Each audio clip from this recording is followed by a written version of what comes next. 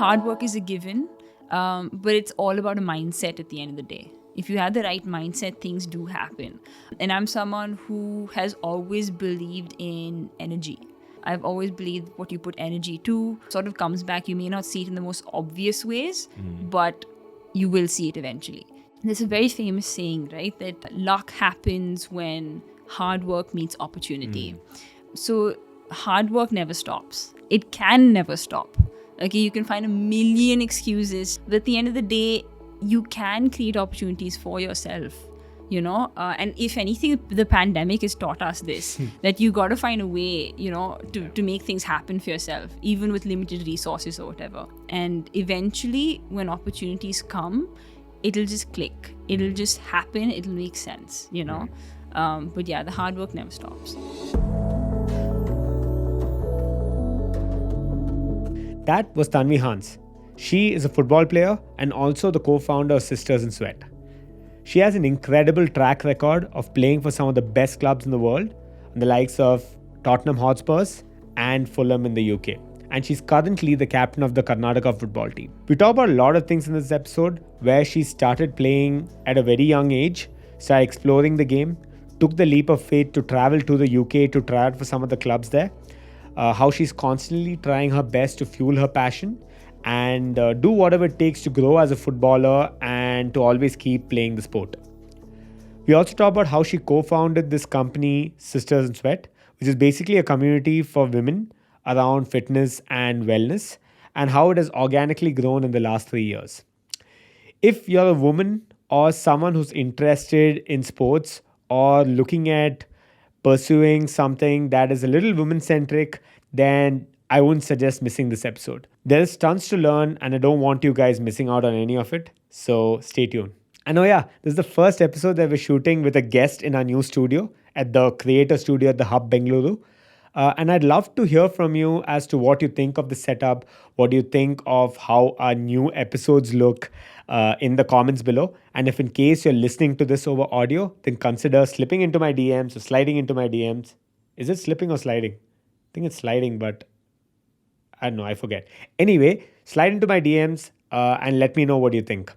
It's your reassurance and feedback that keeps this show and myself going, so I'd love to hear from you. By the way, if you are enjoying the show so far, there are a couple of things that you can do to support the show, and it only takes a few seconds.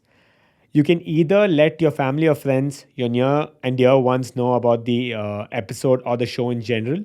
It's a simple way to spread the word and let them also benefit from listening to these conversations and the journeys of interesting people we've had on the show.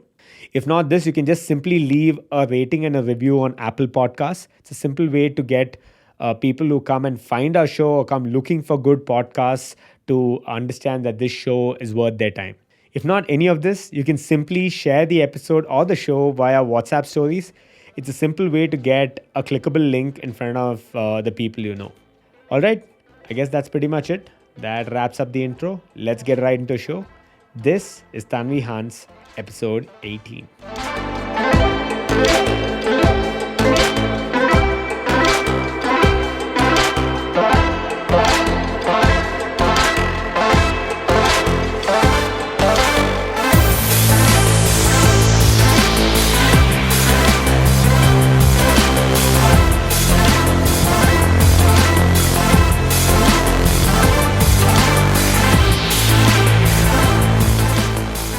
Thank you so much for making time, Tanvi, and getting here.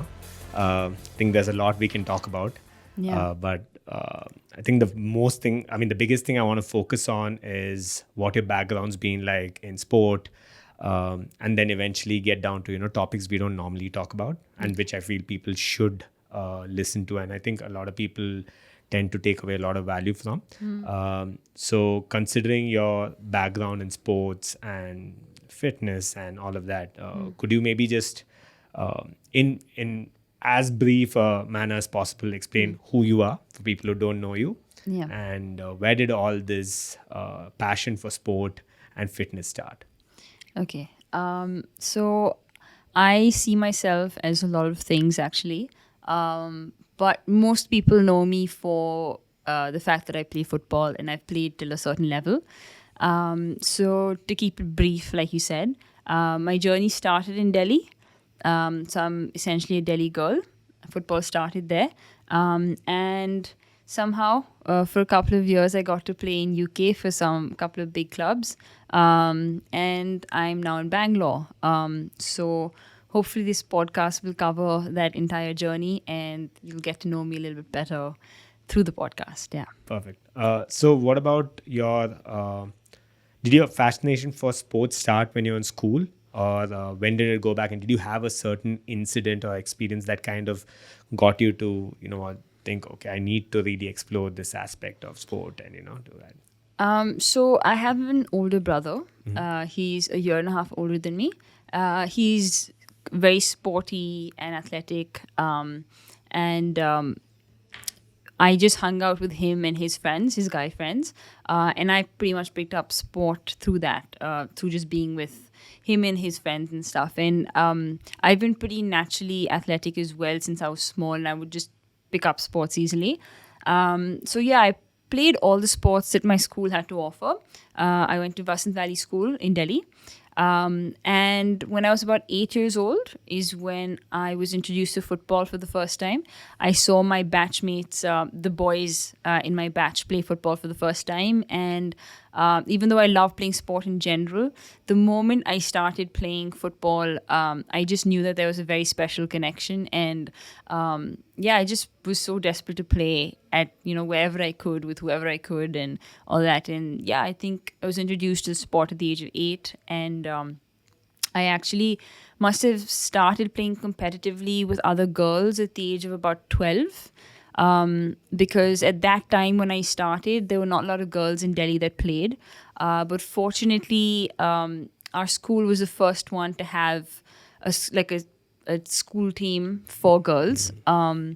So yeah, that's kind of how it all started. And because we were the first school to have a girls team, the under 14 Delhi state team back then was basically our school team. So yeah, it started from there. And so I happened to be a part of it. And that's really, I must have been 12 years old. And that's sort of really when it started for me, like the competitive journey started. And I played for the Delhi state team under 14 and then went on to different age categories as well. Right. But that's really when it started, yeah. Okay. And yeah, actually my next question was more around the fact that I think you mentioned that there were not a lot of either girls or women in football itself, right? Yeah.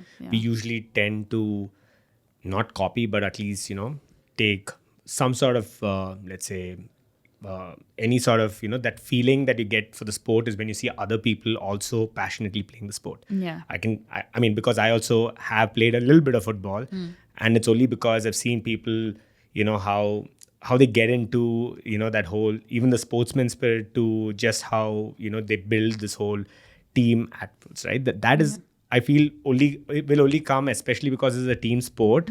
You need to see others do it too, and especially because you don't see a lot of girls or women in this sport.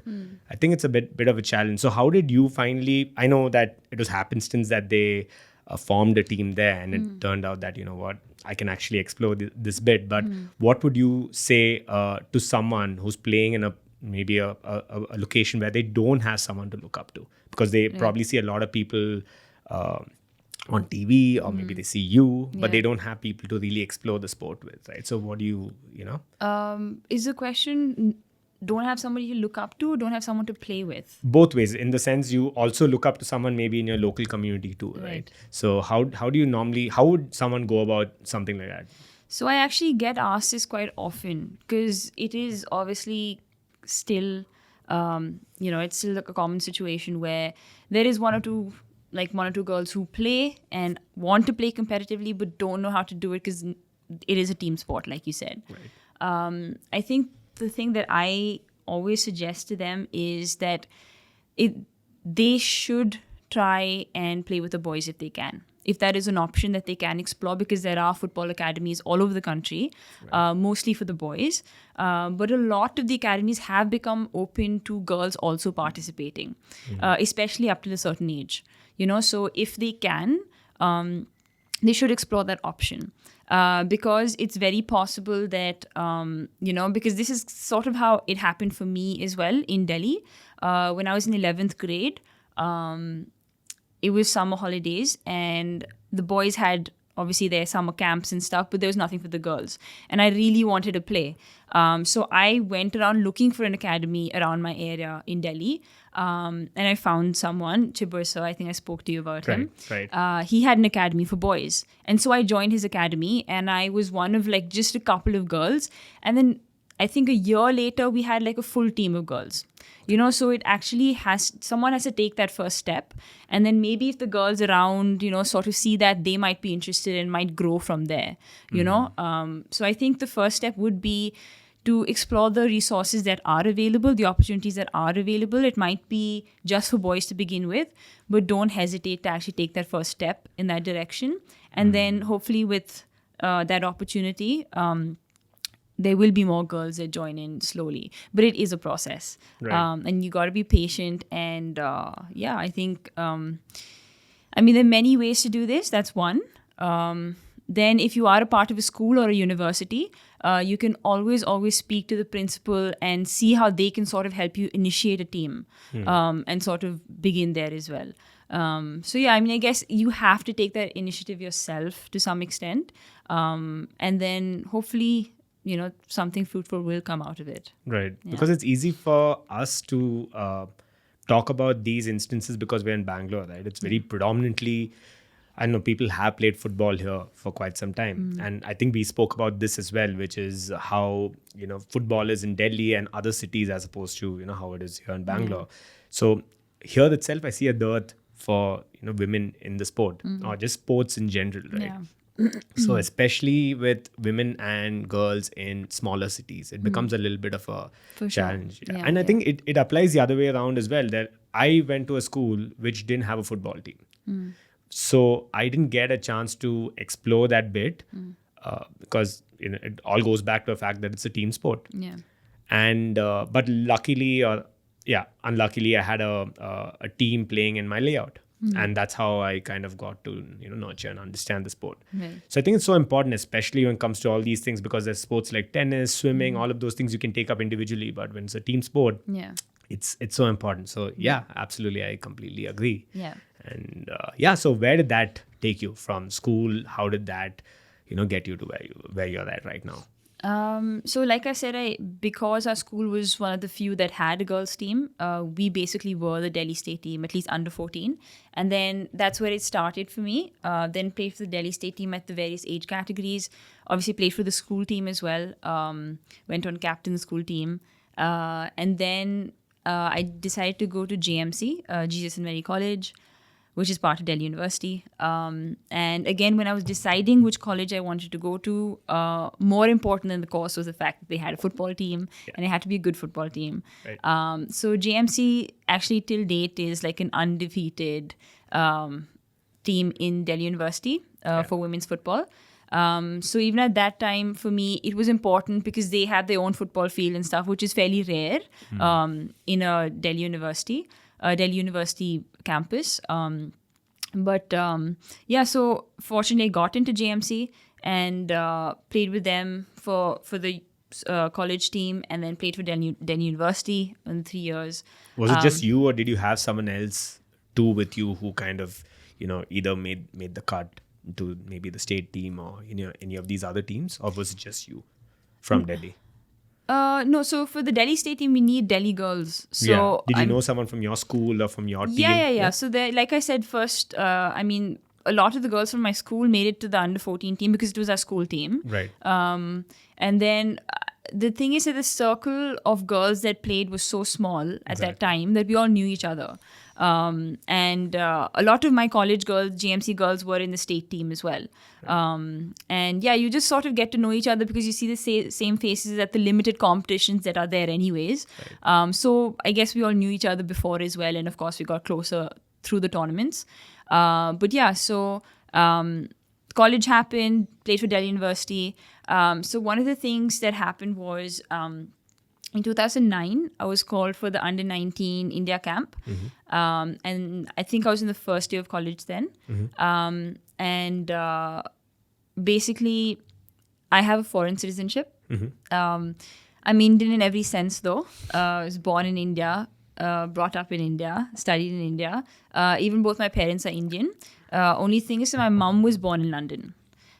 So you get to choose a minor which of your parents' citizenships you want. And my parents obviously chose the British one because it just made more sense. They had more advantages and all those things.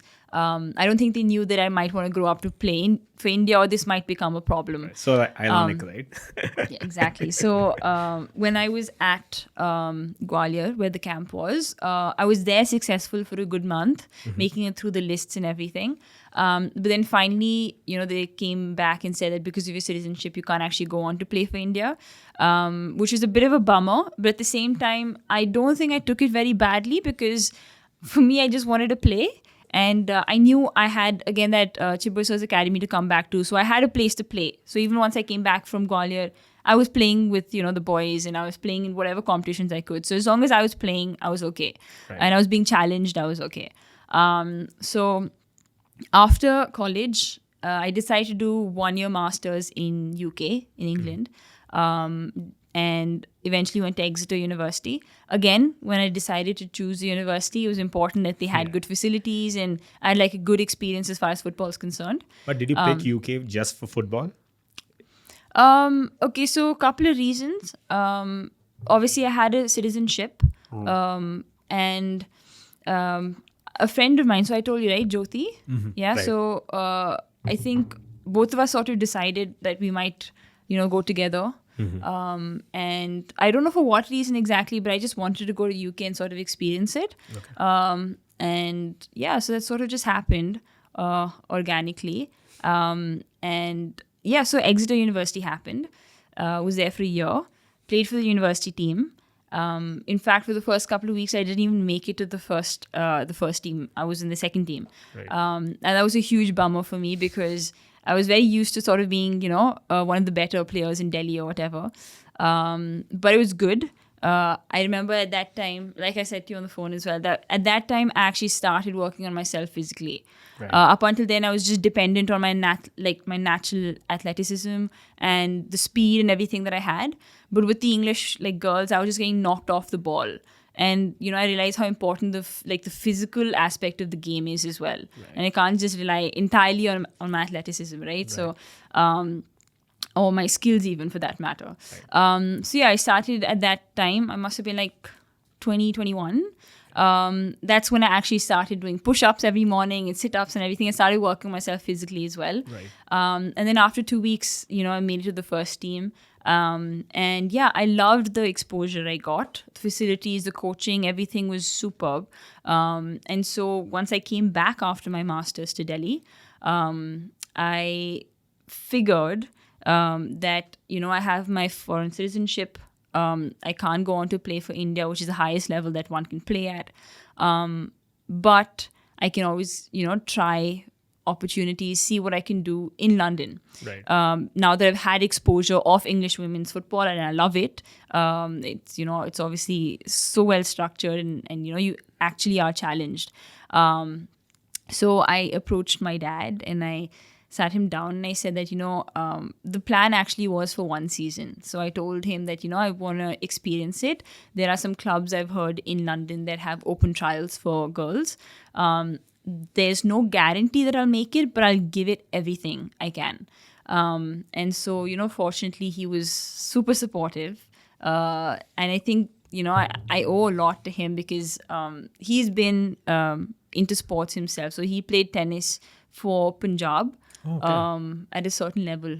We've not spoken enough about this, but yeah. Yeah. So he's been sporty. So he completely relates to that sort of, the passion that I have. And he was immediately supportive of it.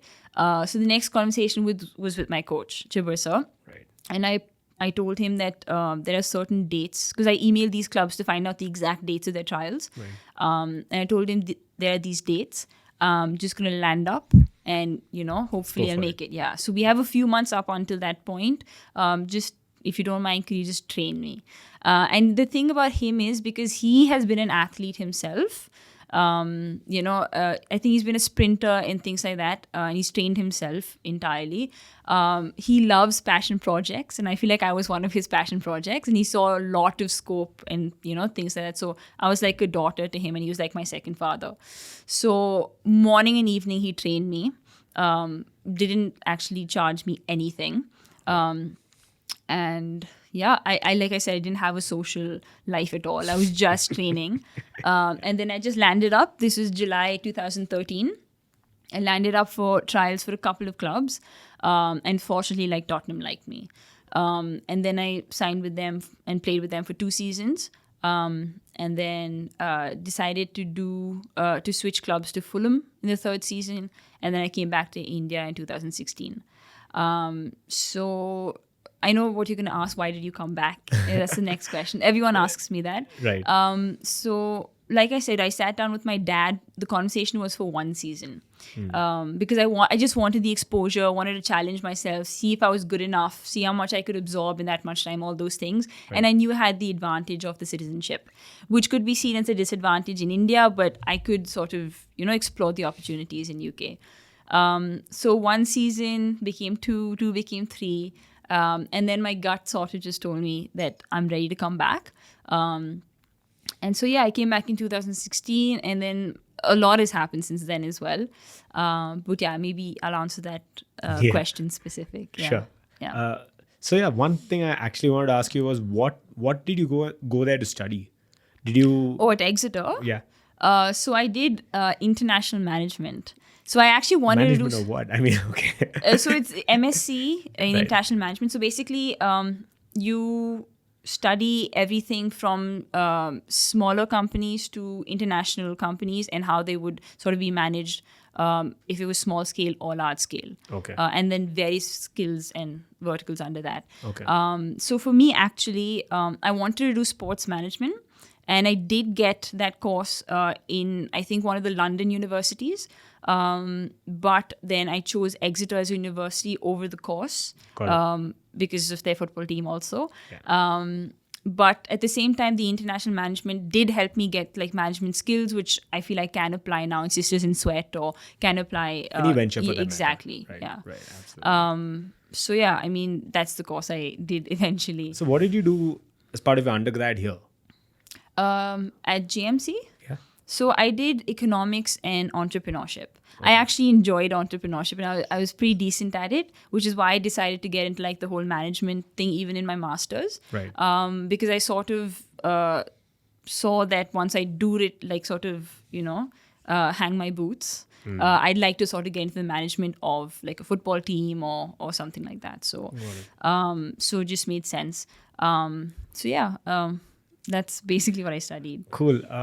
Any reason why you didn't pursue sports or studying sports per se? Because a lot of people think that the only way you can really make it is if your day revolves around this, and the fact that you either go and get a degree. And I'm not sure of what are the PE versions of all these courses, but only when you kind of have that sort of background is when people will take you seriously, right? So any reason why you didn't explore that bit? And also, what is the sort of not advice, but what would you like to put out there for people who are maybe on the fence about whether they should pursue something like that, as opposed to maybe pursuing it passively, if that makes sense? Right.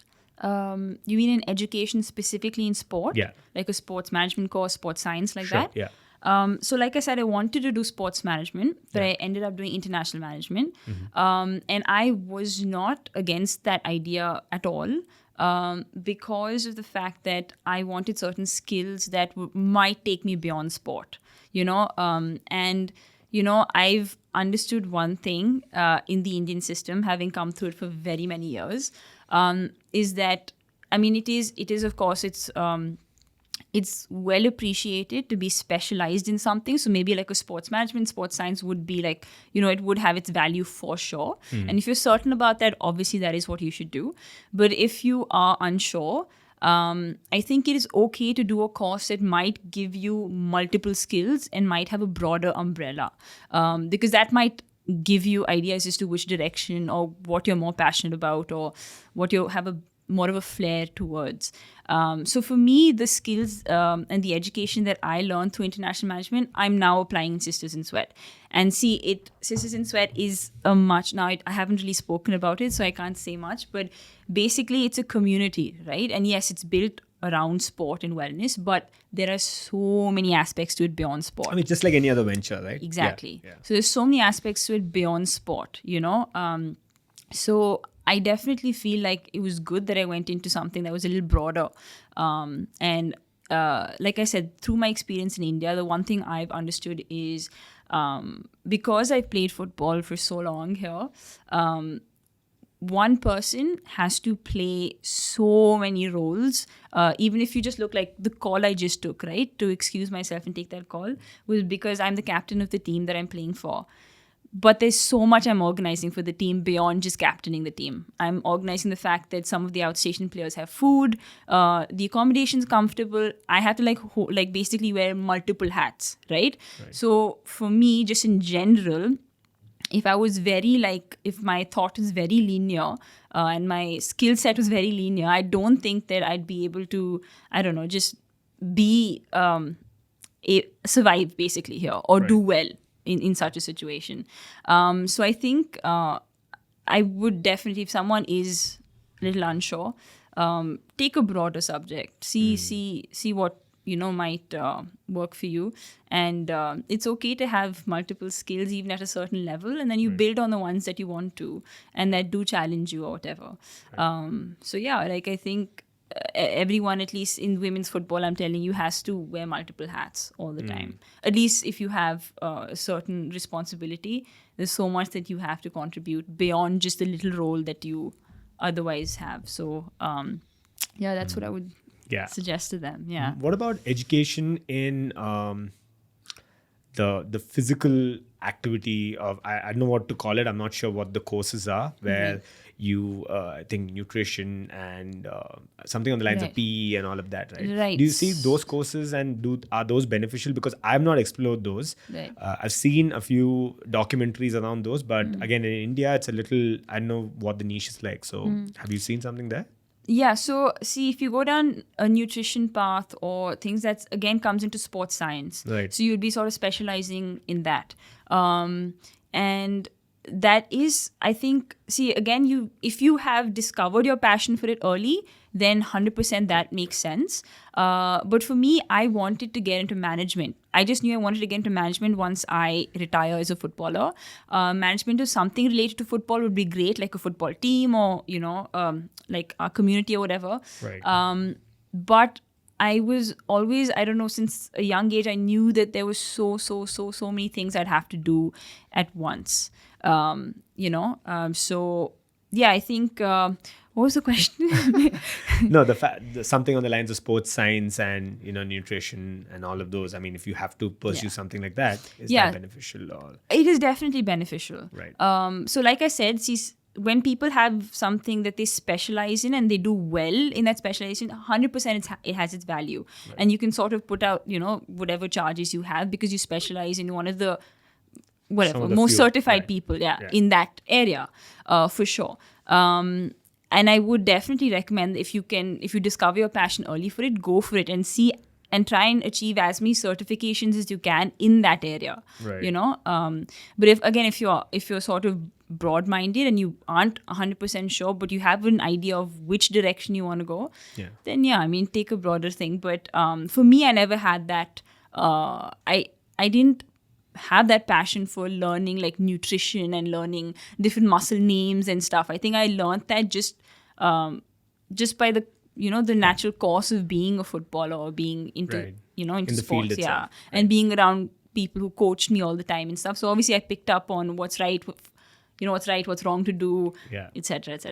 Yeah, I've overthought to the on the injury aspect, right? Because I've injured myself so many times. Right. I've torn my ankle ligaments multiple times, and I've studied muscles and ligaments people are probably not normally aware of. It's just because you have you're part of that field, right? Yeah. You're kind of working with people who Yeah. might know something, and then you obviously visit maybe a doctor, and they Yeah. kind of get you, Yeah. So I completely get where you're coming from, Yeah. what the feeling's like. Yeah, and to be very honest, a lot of people also ask me because they see like me working out and stuff, right? I work out because I want to be in top form for my sport. Right. I don't work out because I particularly enjoy it. Right. I do it because, and I find ways to enjoy it, and I find things I can do to enjoy it. But the truth is, I do it because I want to be in the best shape for my sport. Got it. Right. So again, I'm not, when people ask me, okay, so what should I eat? I'm like, I'm not a fitness expert actually. Right. You should probably go to someone who's certified. Yeah. You know, I'd probably give you advice from my experience, Right. but this is not, this is not professional advice. Got it. Right. Yeah, So I have to definitely clarify that. But I definitely like learned a lot in my journey. But I wouldn't say that it would be right of me to give anyone else advice like that. Right. In football, if you ask me something, 100% I'd like, be Yeah. like, I have a lot to say about that. Yeah. Yeah, the fitness bit is so true, because a lot of people think that that's just something people love doing, especially athletes. But like, I think I brought this up on one of the previous episodes as well, where we spoke about Virat Kohli. And he has instances where he, is just maybe an average player because he didn't really focus on the important aspects, something on the lines of fitness. And the day he flipped that switch and said, you know what, and I think it was a day he looked at himself in the mirror and they'd done poorly, and he decided, you know what, I need to do something. You can really see that, transparent to so many things. And I think that's so true, right? Definitely. And that kind of comes inherently, because the moment you start doing that, everything else kind of falls into place. Yeah. And it's this whole full-time thing. The reason why I'm asking you around that, whether someone needs to pursue something on the lines of education in sports, or do only football or any sport, is because at one point I had got this opportunity to play for a club, for HL. Yeah. They were in talks to make the under-19 team then, and that was the year HL made it to the I-League. Okay. So I think one of the only times HL's ever made it to the I-League. And they got thrashed the next year, but that's a different story altogether. Right. But that year I was part of this whole summer boot camp, Right. training, and I got a chance to play with these guys. I played with Mohan Bagan actually came down here. We played at MEG. We played with Nice. a lot of good players. Right, A lot of good teams. Yeah. And at that point, I was just moving into my engineering. And I was told that I'll have to come in for practice about 4.5 to 5 hours every day. And that's when I used to practice with the team. So I knew he was not bluffing or trying to, get me to do crazy stuff. That's Right. basically what the team does. Yeah. But I couldn't do that because I pretty much already admitted myself into college. So it became a very, I don't want to say dichotomy, but it was a very, tough decision to make. Yeah. And I ended up choosing this. And then I started doing what you did, which is basically, play for the college team and do everything else that's possible. Yeah. But when I think about it, I'm like, what could have happened? I mean, that's always a question everyone has, right? Yeah. But I think it comes down to what you want. And I think something that you're saying that resonates with pretty much all our guests is you just need to explore these different avenues, different areas to understand how you can hone in on what is so important to you. Because you tried the whole management bit because you knew somewhere I can find something that I can do once you hang your boots, right? So it's so important. If you didn't really try that, there's no way you would know what you'd want to do itself, right? Exactly. Yeah. So it's, I guess, not putting all your eggs in one basket is definitely one way. So to you'll go. notice a trend even with like the best footballers in the world, like Ronaldo, Messi and stuff. You'll notice now that they're 33 plus now, right? Yeah. So let's say they had their last 5 years or whatever. If they can go beyond that, it'd be great. Yeah. But they know they had it towards the end of their career. So now you'll see them putting out merchandise and stuff. Now they're going into like Messi has his own clothing now. Right. Tertiary Cristiano, stuff. Yeah, like Ronaldo has his own perfume line. So the thing is that now they started going into other things because once they retire, there needs to be things that they're able to do, but they need to be passionate about it as well. Right. So it's important to not put all your eggs in one basket and to sort of be open to sort of exploring more aspects of yourself as well. Yeah. Right. Yeah, because something we've spoken about in the show earlier too, which is it becomes a habit, right? The fact that you're training every day for so many hours, Yeah. and that gets so ingrained in you, and you're doing that for a decade or two. Yeah. So it becomes so ingrained in you Yeah. that you wake up and you're like, okay, I have this set out. This is my schedule. This is what I have to do. And the And day suddenly you it's taken retire, away. Yeah. you can just imagine that sort of void. You go Yeah. crazy. Yeah. So you need to know what to dip into right after that. Yeah, so important because so the example we spoke about in one of the previous episodes is I think how on the fitness lines itself where someone wants to lose weight, but it doesn't end when you lose weight. Yeah. Because the day you're done, you can't just say, then let's maintain it. let's get down to McDonald's and grab a couple of burgers and we're good to go. Yeah. Then the next day you're supposed to you're getting back to a gym and you continue what you're doing. It's like a lifelong process. Yeah, exactly. So I think it's so important to find that balance. The sure. moment you lose that, you're just like all over the Yeah, place. I think in general, I would recommend for anybody, just as a lifestyle choice, to be as multifaceted as possible and to have multiple things happening. Not to the point that you've overloaded your plate and you're not able to give 100% to anything, but just be sensible and start exploring other things as well if you have the time and the capacity for it. For me personally, even as a footballer, I have found that when I have other projects that I'm also working on simultaneously, it actually helps me perform better. Why? Because I think if you end up, just completely mentally absorbed by the game, completely physically absorbed by the game, if there is a little slip up, if you make a small mistake, it seems huge. Because you've put So every vested. bit of energy into this Yeah. that you don't actually have anything to come away from it and sort of, just balance yourself out a bit. But if you had, like a lot of these footballers have families to come back to, they pick up instruments and stuff as well, so there's other things that you end up doing. And I would 100% suggest that to anybody, just as a lifestyle choice, not just as an athlete. But for me personally, when I have had other things to do, I perform better on the field as well. Right. And I think it works the other way around as well, right? The fact that you are able to, blow off some steam playing the sport. Yeah. And it's, I think we spoke about this as well. Once you start playing, you're so in the game, you forget about everything else. Yeah. And it's a very easy way to keep yourself fit. Yeah. It's something that, a lot of people strive to find that sort of, the right activity they can work on, which doesn't end up being too boring. Because hitting the gym's great. Yeah. I mean, there's fine. So many Some benefits. people like it. Yeah, a lot of people get that high, right? Yeah.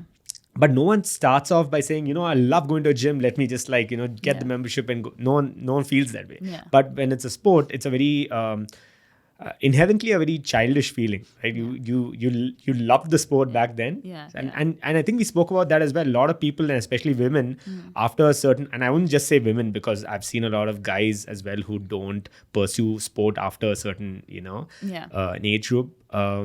Actually, I remember watching something, I think an episode of a podcast itself where this person spoke about how when you were younger and you were, maybe in your teens when things are changing, your body's changing and you're freaking out, there are certain people who are doing so well in the sport.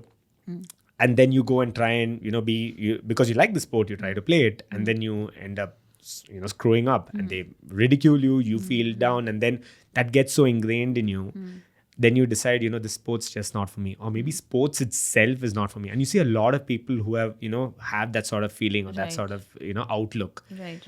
And that becomes like a lifelong decision, right? People don't want to get back to it because of, trauma or, just how they felt when they were younger. Right. But if you have never explored the sport, like if someone who's never played anything and then they, let's say, were introduced to football or some sport when they're 21, I'm sure they would have a very different approach to it altogether, right? Yeah. So I think it's so important for kids especially. And you see a lot of parents doing that. When I was younger, I found it very funny that why are they pushing their kids to do these things?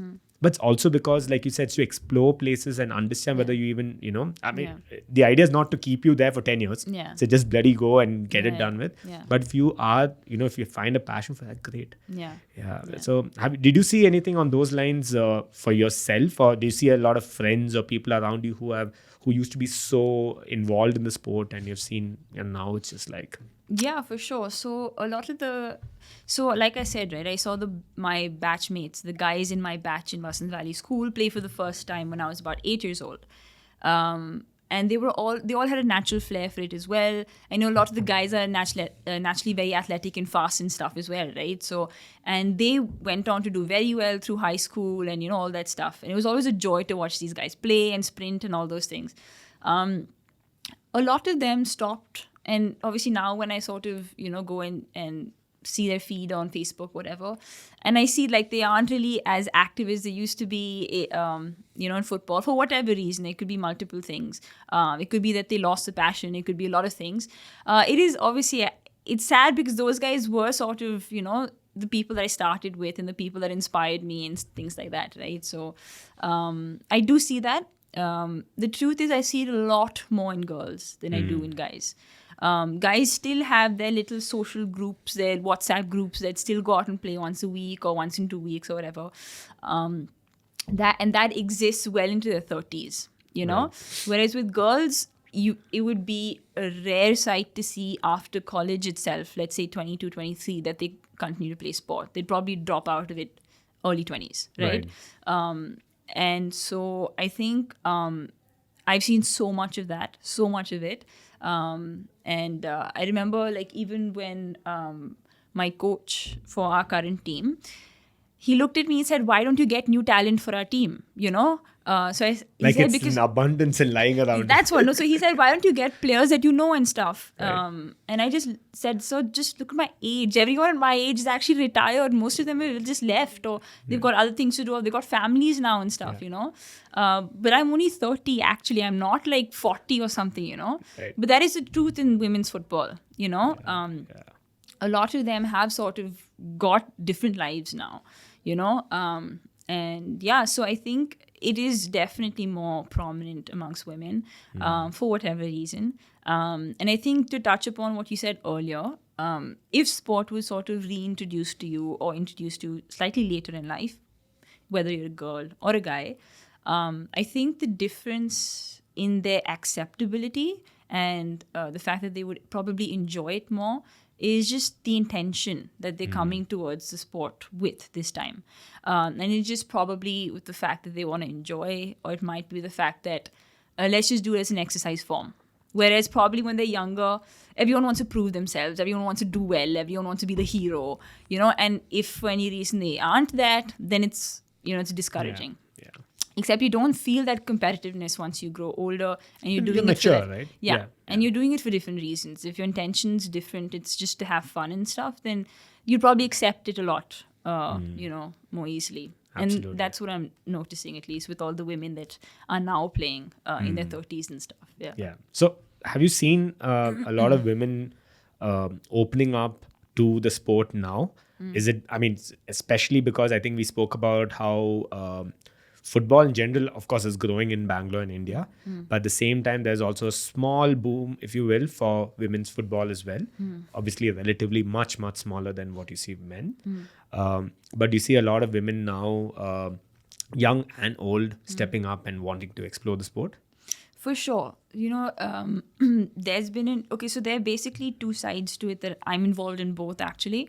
One being obviously the player side, the ones who want to take up the sport competitively, seriously, and play at national level and all that. And then there are those who are basically playing just for the fun of it recreationally, at different age categories.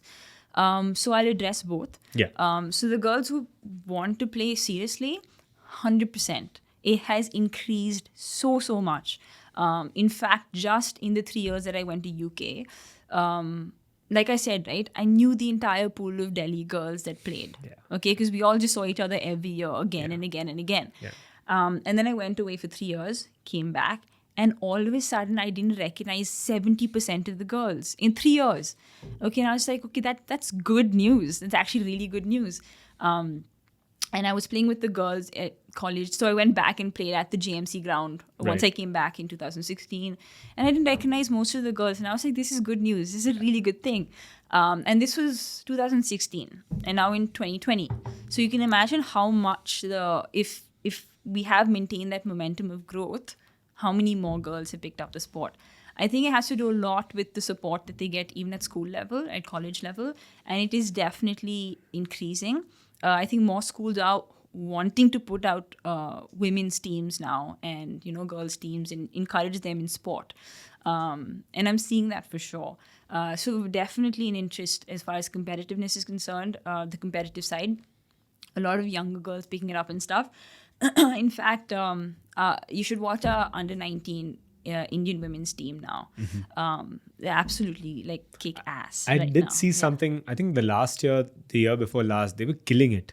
I used to get a lot of these updates. Yeah. And it was just incredible. Yeah.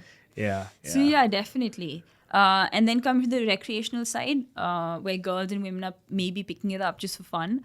I think probably a little the older ones would probably pick it up for fun.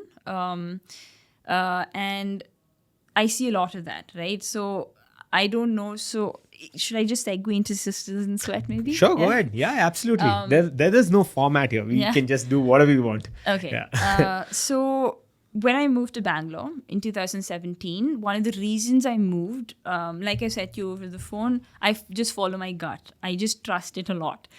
So when I moved in 2017, one of the big reasons was because I felt the growth of football and the momentum it had in Bangalore, as opposed to Delhi at least. And so I just was ready to make the move.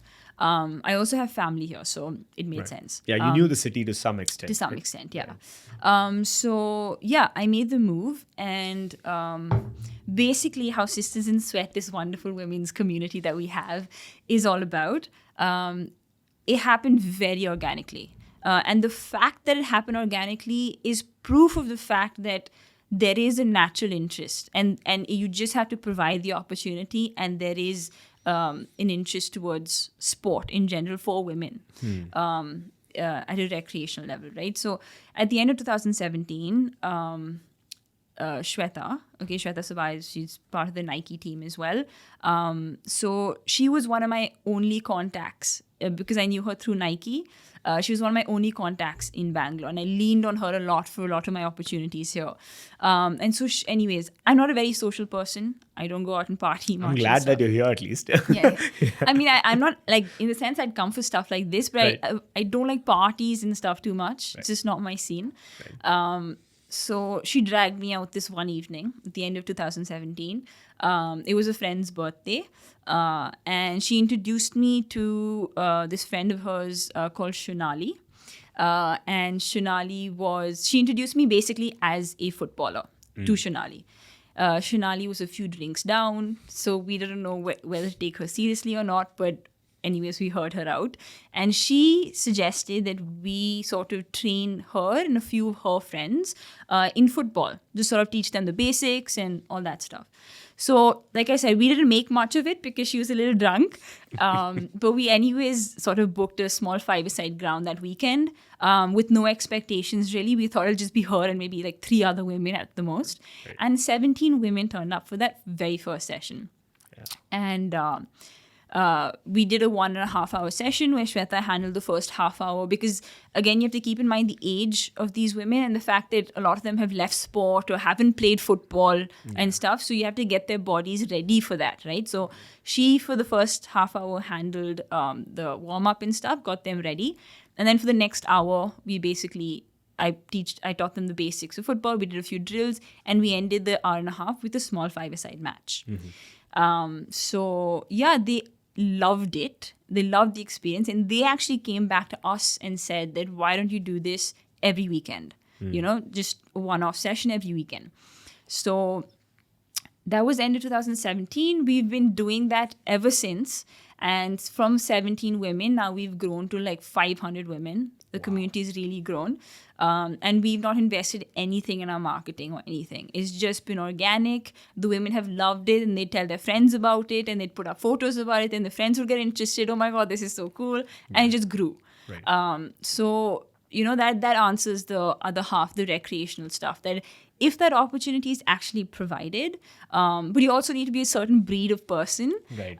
Which I think Bangalore has a lot of, which touches upon your Bangalore-centric podcast. Perfect. Check off all those boxes. But yeah, the women here for sure, they just have a certain nature. Right. That is willing to try things and is open-minded and, daring and all those things. So, Yeah, it's just the fact that we're at 500 now, having spent nothing on marketing, is just proof of the fact that there is an interest. You just provide the opportunity, and fortunately, Bangalore has a lot of five-side grounds. It has a lot of interest in the sport. You have a lot of badminton courts. You have basketball courts. I've seen so much of this stuff around. On the commercial side, that too, right? Yes, exactly. You can basically book a place. you can rent a place for like an hour or whatever, right? So definitely. So I think if the opportunity is provided, there is an interest, and I'm seeing it grow a lot more now.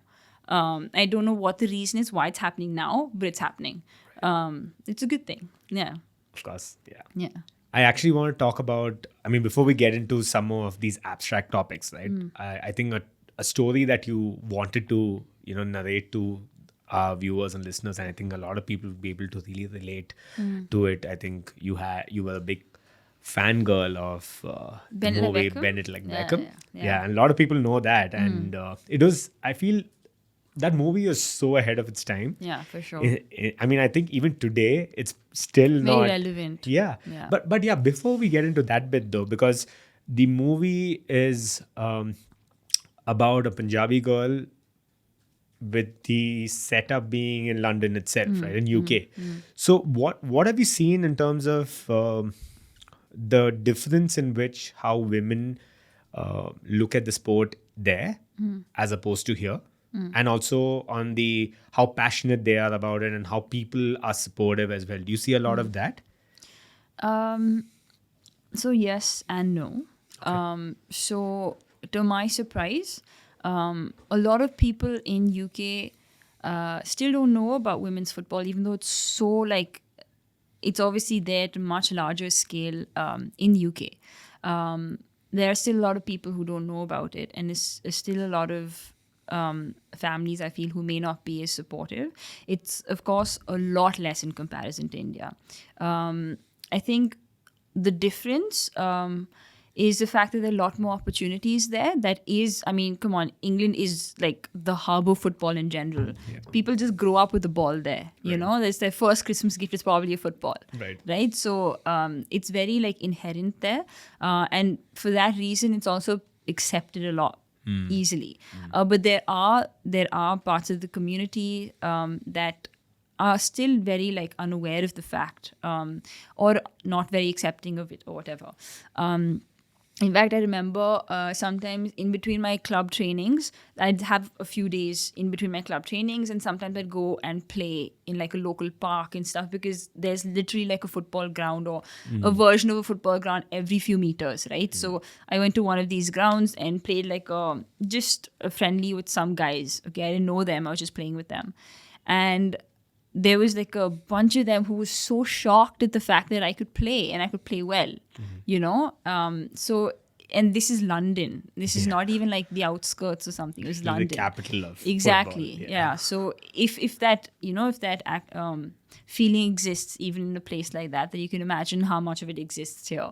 And I think there's a big difference in the level of opportunity that's available here as opposed to there. Yeah, of course. There's a lot more places and opportunities that you can play. There are different levels for different, even for women. They're like multiple levels and multiple leagues that you can play at. And if you're a beginner player, there would be a team for you to play at. If you're like a medium player or like whatever, really good, there will be a team for you. In the UK, whereas over here you have to literally go and search and start playing with boys, sort of be a part of the creation of a team and stuff like that. So definitely an opportunity difference, and it's just part of their culture there, right? So you just expect it to be a lot, like they just accept it a lot more, I think. Whereas here there's so many barriers to break down first, as far as we've sort of grown up culturally to think a certain way about women and things, right? So, I hope that answers the question. Of course. Yeah. So, let's actually talk about how you were a fangirl and then you eventually became, or rather, got to be on the other side. That makes sense. And you narrated the story to me. And I think people who might have already listened to your talk, is that where you have already spoken about this? Yes, my first TED Talk. Okay. The year I came back, 2016, I gave a TED Talk and I ended the talk with this. Only because I think that it's a good way to answer that simple question that people always have that, you know, how do you make it? You know, and, you know, I have so much resistance and stuff, but, you know, they basically want to reach the top, and how do they get there, right? Everyone's looking for the answer, the solution. Yeah. So see, hard work is a given, but it's all about a mindset at the end of the day. If you have the right mindset, things do happen. And I'm someone who has always believed in energy. I've always believed what you put energy to sort of comes back. You may not see it in the most obvious ways, but you will see it eventually. You know, you will see the fruition of it. So this story is actually a little bit of a story within my larger story, in that Bend Like Beckham, the movie, came out when I was 12. And like I said, that's when I actually started playing competitively, because we didn't have a girls' team up until then. So as you can imagine, they know like nobody's covering women's football in the newspapers or the news and stuff, right? At least not when I was 12. So I had no real role model or someone that I could look up to in that sense, or at least I didn't know of them. So for me, the movie became sort of, it played that role for me, you know, and Jess, the character, played that role for me. You know, this Punjabi girl in London wants to play, but parents are not supportive. She still goes out and pursues it or whatever, right? I just related so much to it, just her passion. And the whole excitement of playing competitively and those things that she had not seen before, but then suddenly she saw it and she wants it and all those things, right? So it sort of that movie opened my mind to the possibilities. And the fact that, you know, that I wanted to do something in football. I didn't know what I was going to be sitting in Delhi, what that could possibly mean, but I just knew I wanted to do something. So whatever I could do, wherever I could play, I just keep doing it. So that movie definitely played that role for me. Till date, actually, it's my very favorite film. And if I were to ever carry around a DVD, that's the only one I'd sort of, you know, preserve. Right. No idea where to play it, but you'll have the DVD. Exactly, yeah. So in fact, even to London, that's the only like DVD I carried with me. Damn. Like going around looking for the places it was shot. No, so my the places it was shot, actually, yeah, kind of like maybe I didn't like consciously look, but when I look back, I recognize some of the places that I see the movie now. Yeah, that's that place. Yeah, for sure. But yeah, I mean, the movie still is my favorite, and like you said, it was groundbreaking for its time. We're talking about 2002. We're talking about 18 years ago, right? Yeah, 18 years ago. Dude, that's crazy. Yeah, and think about it, like if you think about all the topics that they touched upon, because even the guy that they wanted to patch her up with turned out to be gay. Yeah. So even little things like that, they definitely spoke about things that were ahead of its time. And then interracial and all of that as well. Exactly. Right? Yeah, into the coach and her, and the fact that she wanted to, you know, literally move to the US to play and all those things. So it was just huge, crazy. all of it. Yeah. And so, yeah, I mean, I think that movie was huge for me. And it sort of gave me that little push and that fire that I needed to just sort of do something in football. And cut to 2014. So I'm 24 now. I was 12 when I watched the movie. I'm 24 in London. I actually moved to London to play when I was 23. I think I just turned 24. And the director of the movie got in touch with me. She basically, my uncle is part of like the Sikh community in London, and he knew her and just said that, you know, my niece is down from Delhi. She's playing for Tottenham and she's a huge fan of your movie. If you just get in touch with her, it'll blow her mind, you know? So, and it literally did. Yeah. She got in touch with me. I think it was via email. And a lot of people don't even know it was a female director. Yeah. Gurinder Chadha. Yeah. Gurinder Chadha, it was a female. In fact, she made a little cameo, like I in the remember. park. Yeah, in the park where she's running. Yeah. So that's actually the park very close to her house, which is where she told me what she just told me. I'll tell you. Okay. So She's so so she got in excited, touch. like- Yeah. So she got in touch. Obviously, you can imagine I was like stoked. And next thing you know, I'm meeting her at her house. And within minutes, so she said, let's just go out to the park for like a walk or something. And I went with my friend. Okay, so I was staying in London with one of my school friends. She has a flat there. So she's basically getting into film and stuff as well. So I just thought, I'm meeting Gurinder Chadha, you might as well come along with me. And I didn't want to meet her alone. Right. Like, I was a little nervous. So Like, anyway, need so she someone came to along. hold you if you fainted. Right, makes sense. Pretty much. Yeah. So my friend came along. So it was basically Gurinder Chadha, my friend Thalisa, and myself, and we were just walking around this park. I want to say it was Primrose Hill, and that is where I think it was shot as well. That small scene, if I'm not wrong. But anyway, so walking around, it has just been minutes since I've met her. Okay, and like she literally was just like, I love your story. You've come from Delhi. I can see the comparison between you and Jess, and I see a similarity and stuff. I want to put you on the poster. And I was just Poster like, for what? Yeah, oh, for the musical. Yeah. That's right. why So you're just like, what are you talking about? yeah, so she said basically she wants to make a musical version of the movie. And in London, there are a lot of these stage productions that happen. So she wanted to make a stage production of the movie, which would be called Beckham, the musical. And she wanted me to be like the poster girl for it. And I don't think I reacted the way I actually was feeling. I was trying to be very cool about it. But I was obviously like, What? I don't think it actually sunk in ever. And then, next thing you know, a few days later, I was in a studio doing the photo shoot, dressed up in her old sari, actually. I think her wedding sari or something was just wrapped around me. And I was wearing oversized football boots because, I had to wear, like, Beckham's had a signature boot. Yeah. So I had to wear his boots and they couldn't find my size. So it was like 3 sizes big. But it was hilarious. Like, it was such good fun. Yeah.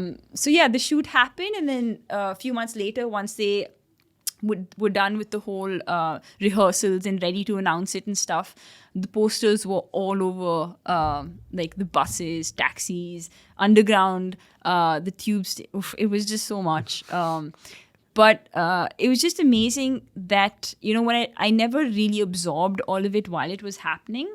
But when I do look back at it, so apart from the fact that I was the poster girl, I actually helped the actresses. I helped them sort of pick up the sport a little bit, so they looked like footballers on stage, or certain movements of theirs looked like, proper footballer movements. Right. And just being a part of that project was really good fun, being like around creative people and stuff as well. But yeah, so 12 when I saw the movie, 24 when this happened. And it's just... it was like a full circle moment for sure. And I think what that really meant to me when I looked back at this in hindsight was the fact that, sometimes when you just sort of follow your passion and do the things that feel right to you, and you follow your gut and work hard and all those things, the universe has its ways of letting you know in these like really interesting ways that you are on the right path, because honestly, this is a full circle story, and it's literally 12 years apart. It doesn't get more like written than that, right? I don't necessarily believe in that sort of stuff, but I do believe in energy. Yeah. I do believe that if I wake up at 5 o'clock in the morning before anybody else and do my training and stuff, I may not see the benefits of it tomorrow, but I will see it at some point. I definitely work with that philosophy. And this was proof of that for me. Right. It definitely instilled that feeling in me a lot more. And I often tell people this story when they ask me, how do you stay driven, or how do I reach the top and stuff? And I'm just like, you gotta work at it. You'll get the signs eventually. You'll see the benefits of it eventually. But the thing is, you have to stick to it. And like I said over the phone, there's a very famous saying, right? That luck happens when hard work meets opportunity. So hard work never stops. It can never stop. Okay, you can find a million excuses to say that, oh, there's no girls that play in my community, there's no this, there's no that. But at the end of the day, you can create opportunities for yourself, and if anything, the pandemic has taught us this, that you got to find a way, to make things happen for yourself, even with limited resources or whatever, and eventually when opportunities come, it'll just click, it'll just happen, it'll make sense, but yeah, the hard work never stops. Absolutely. This is an outcome of the lockdown, if you will. Yeah. Yeah, Oh, really? because Okay. I wouldn't say downtown with the company I'm running, but we had maybe relatively lesser work. And at that point, this is something I've been like, in the back of my mind for like months and months together. Ever since I left my corporate job, I've been like, I need to start a podcast, right? And that too, not just a regular podcast, a video podcast, if you will, Right. And really do something with that, and talk to interesting people about their journeys and stories and all of that, and put that out there. And guess what? Something's happening. So maybe this is, I don't know, the way. I don't know, nature's just telling me that Yeah. I'm on the right path. Who knows? Yeah. But yeah, Yeah. no, absolutely. I think a lot of people tend to think that if you're only on the path of passion, Yeah. is only when you actually need that sort of hard work, and you need to put in effort because you're pursuing a life that's so meaningful and driven and all of that. But a lot of people don't get, even if you haven't found your passion and you're working hard at what you're doing, Yeah. there's a good chance that will open up doors to so many other things. Yeah. Right. And this goes back to what we spoke about earlier, which is Yeah. don't put your eggs in one basket, just Yeah. really spread it out, and you never know what might pop up. Yeah. So yeah, and your story is just great. It's just incredible. I mean, there's no denying that. I'm sure the fact that you were a kid and things that there's a reason why this movie is still your favorite movie. Yeah. Because so Yeah. ingrained in you. Yeah. Right? Definitely. Yeah. And Like I know like every dialogue. can imagine. Yeah. Yeah. Yeah. I mean, everyone has that, that one or two movie. Yeah. This in your case is basically your DVD movie that you Yeah. carry around everywhere. Exactly. Yeah. It's like my Bible. Yeah, and the fact that it's such a funny thing. I mean, it's all happenstance, and like you said, there's some way that the world, just tells you that you're on the right path, right? Yeah. And especially when you didn't have someone to look up to, something that is, basically fiction. Yeah. You looked up to her and like, wow, if she can do it, Yeah. albeit she doesn't exist. Yeah. Maybe I can do it too. Yeah.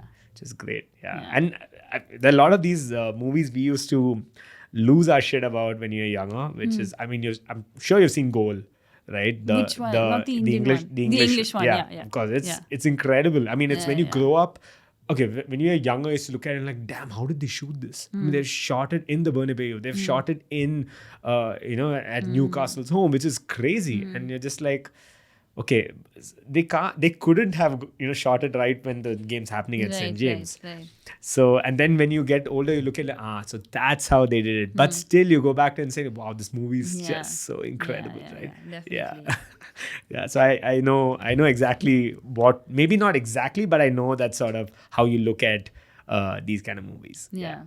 Okay, so next, what I wanted to talk to you about is, I think you've been dying to talk about Sisters Sweat, and where did all of the education and all of the training that you had, not just, I mean, outside sport, come in handy? I'm sure it's something you're using on a day-on-day basis today, right? What is Sisters Sweat doing right now? Yeah. How, I'm assuming lockdown has helped you guys to some extent, and what's the roadmap like? Right. So I spoke about Sisters in Sweat slightly before. So it's a community of women. Our tagline is basically, we're a community of women, by women, stitched together by sport and wellness. Okay, so sport and wellness is a fairly broad umbrella. It allows us a lot of space to explore different sports, to eventually explore nutrition, to explore a lot of things under the wellness category as well. And obviously work with brands in these categories as well. So I think, like I said to you, right, the way it all started was that one football session at the end of 2017, and it's grown ever since because we've done sessions ever since. And I think we've been very closely rooted to the fact that we want to be around sport and wellness, because we sort of seen the differences it's made in the lives of these women for the better. And it was only earlier this year, just before lockdown happened actually, that we incorporated Sisters in Sweat as a company. Up until that point, it was just, Shweta and me doing sessions, pretty much just taking enough from all the women to cover rent. That's it. Got it. And then it just started growing so much, and we figured that, there's a lot of opportunity here. There is purpose here. Let's actually incorporate this into a company and see all the angles that we can actually go at this with. And so we actually, before lockdown happened, the idea was that we move into multiple spots at multiple venues in Bangalore. So we reached more women in Bangalore, basically.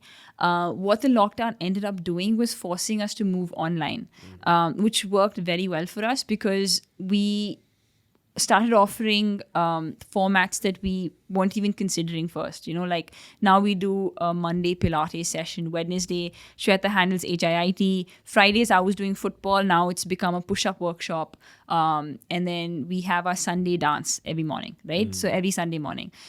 So these are really, really like versatile formats, and they're all available online on Zoom. Even if you miss a session, you get the recording of it, so you can do it at any time, at your leisure or whatever. You have it for a month at least, right? So I think the lockdown really forced us to think as creatively as possible, which is probably true for a lot of organizations right now. And it worked well for us because going online meant we could just reach a lot of women at the same time, at a much larger geographical, area than we first thought. We just thought about Bangalore. But now we have community members on our website from all around the country, and a couple of them from outside as well, and that's all because they're interested in the online formats that we have and all the other offerings that we have. So besides doing this, we do say sport and wellness, right? So wellness in general is a very holistic thing. It doesn't just have to be about losing calories and looking fit and all that. It has to do with nutrition. It has to do with even your mental, stability and positivity and all those things. So we really try and build from that point of view. And I think the model, we've also sort of gone with it and sort of experimented with certain things in our business model to see what works. And we have brands on board, from like Mergins to Copper & Cloves, which has now opened a cafe. So we have a lot of different brands. The good thing is that unlike a lot of products that are put out there, a lot of companies that build products and put it out there and hope that there is a market for it or hope that there is an audience for it, we've actually for 3 years built the audience, and now we have the products. So we already have a ready community, and we know what they like. We know, the space that we can tap into with each of them. So this has worked very well for a lot of brands. So like, just as an example, let's say there is a brand that comes up with a sports bra. We have the audience for it. We are literally their market. We are these, we have women from the ages of 20 all the way up to mid 40s, right? And these are some of them are younger college girls. Most of them are mothers. Most of them are older women who have a job, who have disposable income, who do care. They're clearly part of the community because they care about their, about their well-being, about fitness and stuff. So they are the audience, right? So for a lot of these brands, they have that audience with us. So a lot of brands have tied up with us. So that's one revenue stream for us. And then we have our sessions, online sessions, and now we've restarted our physical sessions as well. Every Saturday morning we have football, and come 2021 we are actually starting box cricket for our women, and we are starting basketball. And we're also looking at, obviously badminton is a little bit common for women, so we want to actually tap into sports which otherwise is considered competitive and considered not very female dominant. And yeah, so box cricket's the plan, definitely. Basketball. And we have a couple of other things lined up as well. So I think what really has helped is the fact that we try and keep all our content, whether it's our sessions, whether it's a competition that we do, whether it's anything we do, as engaging as possible, because it is a community. And I think every little thing that we do is never from the point of view that we want to make money out of it. It's about the fact that what will the women gain? Because we want this to be a place where they feel positivity, where they feel, they want to come back, where they have a sisterhood, where they have support. And, even today, like, for example, just this morning, one of our community members, she achieved a huge milestone. She won some really prestigious position where she's in Asia, right? I'll read it to you later. Sure. But she basically achieved something huge. Someone posted about it on our WhatsApp group. And since the morning, it's just been buzzing with like support. My God, so well done and all that. That's superb. That is literally what the community is about. We're just supporting one another. Exactly. We're just supporting one another, sort of feeding off their energy as well, and just sort of building around that, right? So I think every little thing that we sort of do, whether it be a post even or anything, the intention is always that it should benefit the women. They should get something out of it, even if there's a competition. Or even if they come for our sessions, yes, they're spending some money to come for our session, but the takeaway from it should be greater than the money that they put in. And that feeling that they go away with. I think everything we do, we invest towards that feeling. And I think that's really, really what it is all about for us. And it's worked. And why wouldn't it, right? It's the most... we're all chasing a feeling at the end of the day. Right. And I think this community provides that just inherently. Yeah. Absolutely. I think women of late, and I won't say women, but people... just because of the world we live in, right? Fitness has become such an important facet, especially people in metropolitan cities. And because of that, when people get into, these conventional modes of staying fit is basically to go to a gym or, do the usual bit, realize that it's not either sustainable because it's boring or, they're looking at easier ways to get things done. And then when you have a community like the ones you have yourself, like you said, you guys started with a bunch of women, and the moment they share that, they're like, wow, if you had fun doing it, I'd love to be part of that as well. And maybe shed a few pounds too and feel good about myself. Exactly. Yeah. It's such so important. And it's I think it's because it's kind of a niche within a niche, the way I've said this also on the show, but the moment you are able to kind of get that overlap, women and fitness and sport and well-being, and you're kind of mixing it all together, and you're going at it with only pure intentions, I think it's great. It's always going to just grow into so many other things. There's so many ways to look at it, honestly. It started because of that one football session, and then we did so many after that. It started because of a drunk session. Not a drunk session, but it started because of a drunk idea. Most of the best ideas. Okay, no, I don't know. Probably. But I think so. We had this we had a league last year for our women, and football? Keep in mind, and keep in mind that a lot of these women are new to the sport. By then, they had been playing for at least a year and a half or so, but still fairly new to the sport or whatever. And we had a league for them. It was a 6 league, super competitive. I don't know if you've heard of the Creators League. It's pretty famous. Okay. It's a small 5-a-side format. And there were 6 teams, and we went all out in the sense that we had auctions. So players were literally auctioned for and things like that. So it was very cool. And it went on for multiple weeks. And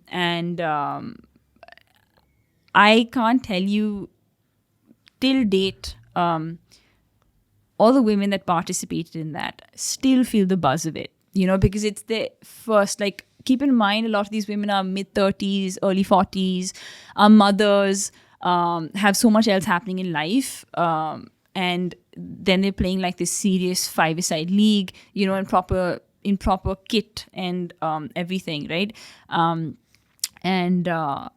It just literally was so beautiful to actually see the personalities change. you know, because we've been with these women since the end of 2017, and they now have come to a point where they're playing a freaking competitive league, winning trophies and winning like best player and winning all this, and you can see their personalities change.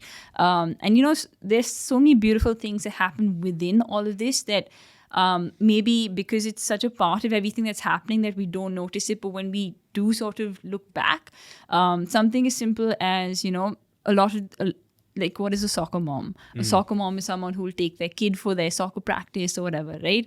Here, the opposite was happening, where the kids were coming to watch their mums play, you know, where they wanted to be on the field, but they're actually there to support their mum, or the husband. Yeah, or the husbands are coming out to support their, you know, their wife in this competition or whatever. And it was just really interesting how like the roles were being reversed, but they were happening so naturally that no one was really like highlighting it, but it was happening. You know, to the point that Shonali's son, okay, the one whose idea this all was in the first place, Shonali's son was so used to seeing women play all this time, had only been surrounded by all these women playing, that he actually asked his mom that, you know, is football only a women's sport? Because that's literally all he's seen. That's his exposure, you know, and that is so mind blowing, because obviously you can imagine the world he's growing up in as opposed to what we probably grew up in. Or something as simple as imagine growing up with a mom who wakes up every Sunday morning, laces up her boots and goes out to play football. Okay, you probably grew up a very different guy, you know, but there's certainly a lot more liberal, a lot more, you know, respect for women. I'm not to say that you're disrespectful or anything. Thank you so much. But no, but you know what I mean, right? you probably like see your mom playing football. Be so cool to wake up on a Sunday morning, see your mom like lace up and go and play football, you know? It just you'd probably end up growing up a little bit differently. So yeah, I think little things like that, the little stories that happen within this larger community are just beautiful. And like I said, it's all just organic. We have, even after incorporating Sisters in Sweat, we've not spent a rupee on advertising or sponsoring a post or marketing, nothing. It's literally, we just allow things to happen just by word of mouth. And it's clearly working because there is something there. There is substance there for sure. Yeah, absolutely. So actually, I want to talk about a different take on Sister in Sweat, which is, you guys said that you didn't incorporate the company up until this year, right? So was this your full-time gig while you were also playing the sport? And at the same time, a lot of people don't know how to go about these things because they're all worried about having a very stable source of income and knowing how to, because see, in this case, you have your passion and then you have your, I don't want to say full-time gig, but you have your Sister in Sweat, which is also a passion, and you're kind of working and balancing between these two. Yeah. But like you said, you guys never went at it from the monetization aspect or really figuring out the money aspect. So I think I just want you to maybe recount how you went about it. What did your life look like for the last, before you got into, you know, properly having a venture, right? And maybe people will be able to take away how they can really do something on those lines too. Right. Okay. From the get-go, I'll be honest. I do come from a comfortable background, so I do have that in the back of my mind that if I'm unsuccessful in this, I do have support. But as far as possible, I do try to avoid that as a given, you know? So there are many things that I've sort of played around with. Even when I was in England, for instance, playing, right? I had a couple of jobs that I, you know, worked around to earn a little bit of extra, whatever. And that's very normal there, right? Exactly, yeah. Right. Or even here, before Sisters in Sweat happened. And to be honest, even today, I'm not earning a lot out of Sisters in Sweat because we're just investing right now. We are making we're doing okay. But I'm not extracting anything right now from it. I would just say to anybody who's trying to follow their passion and then also obviously wants to support themselves, is the fact that there is always a way. There always is a way. In London as well, all the teammates that I played with, all the English girls that I played with, used to come from their 9-to-5 job and then play. We used to have trainings in the evening. So they would work through the day and then come play in the evening. Got it. And they were playing for like Tottenham and Fulham and pretty big clubs, right? Despite the fact that they had a 9-to-5 job. So they were earning, and then they use that earning to sort of support their passion. Got it. And that's literally how I do it even now. Now, fortunately, I've come to a point where Sisters in Sweat has come about, which is also a passion project. And then playing football is also a passion of mine. Playing football here does not have a lot of money, okay? It doesn't.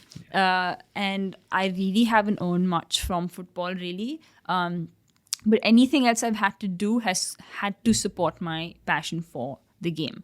And I think if that weren't the case, I wouldn't have moved to Bangalore. I wouldn't have followed my gut and moved to Bangalore. Sisters in Sweat never would have happened. Another passion project may never have been born. And yeah, I think I enjoy the way my day looks now, and I think it has taken me a while to reach here. It's taken me a lot of ups and downs in trying, job here, trying work here. In fact, when I moved to Bangalore, I worked with Cult for 1.5 years. I helped them set up their outdoor format, which included football and sports conditioning and stuff. Right. So for 1.5 years, I was with them. And yeah, like I said, I've just tried a lot of different things. And the one thing that's been steady for me has been football. And I think my eyes have always been on that. And I mean, I think that would be my only advice to anybody, that keep your passion consistent, find a way to support it. Eventually, you will reach a stage where you will enjoy the way your day looks. You'll enjoy the fact that you'll enjoy the work you're doing, and you get to pursue your passion as well. I think, like I said, it's literally all about a mindset. It is about, the energy you put in. You just got to have that belief that if I'm working hard right now, yes, I fucking hate my job right now, but it's supporting my passion. Someday this will work out for me. Someday it will make sense. And that day will come. That's the only thing I would say. If you have a strong enough love for your passion, then you'd make it work. Perfect. Yeah. I was going to say that's a good place to wind up, and I normally ask people, one last thing you'd want to put out there, but I think what you just said kind of summed it up. So this is great. Yeah, Tanvi, so glad that you could make time to come down here and have this conversation. Nice. Before you do head out, where can people find you? Where do we send them? You can, for my personal thing, you can send them to my Instagram account, which is just my name, Tanvi Hans. My name is spelled with an E, so it's TANVIE, Hans, HANS. Right. I'm pretty responsive on my DM, so if anybody ever wants to get in touch, my email is also there, so you can just get in touch. And yeah. In fact, I started my Instagram account in UK because when I went to UK, people in India in the football scene got to know about me. And they had all these gazillion questions, as you can imagine. How did you make it there and all that, right? Yeah. And then I started my Instagram account. I was okay, fine, some place where people can reach out to me. Yeah. And so I made it a point that I always, like every day, at least twice, I check my DMs. And if the question is a sensible question, I will respond to it. I know what you mean. Yeah, but I will respond to it. Yeah. Sure. Perfect. All right, Tani, thank you so much for making time. Thank you. I say this to all my guests, but we'll have you here again. And thank you so much for inaugurating this place. You're the first guest here. So I'm liking it. Yeah, awesome. Cool. Thanks, Tani. All right, thank you. Well, that was our show. I hope you liked it. I worked super hard on this one, especially because this was the first episode that we had a guest on in our new studio. So there were a lot of things that we were figuring out right before the shoot and a lot of issues that we faced during the shoot too. But I'm glad that I didn't hold off and, just got around to doing it instead of fretting about all of this and slowly solving and figuring things out as and when I encounter them. So yeah, I'm happy with how the episodes turned out and I hope it was worth your time too. I guess all this just ties back to the fact that you just have to get started and not really hold off, right? I think everyone has inhibitions and everyone has these doubts and these second thoughts when it comes to just getting started. So you know what, just don't let any of that get in the way. Just get to it. So what's really holding you back? By the way, like I mentioned on every episode, we're now taking questions that we'll answer on the show. So consider dropping your questions over email or slide in or slip in to my DMs. Which one is it again? Whatever it is, just message me on Instagram with your questions and we'll get around to it when we do get the chance. Both the links are mentioned in the description below. Alright then, I guess that's pretty much it. I guess I'll see you guys on the next one. See ya, bye-bye.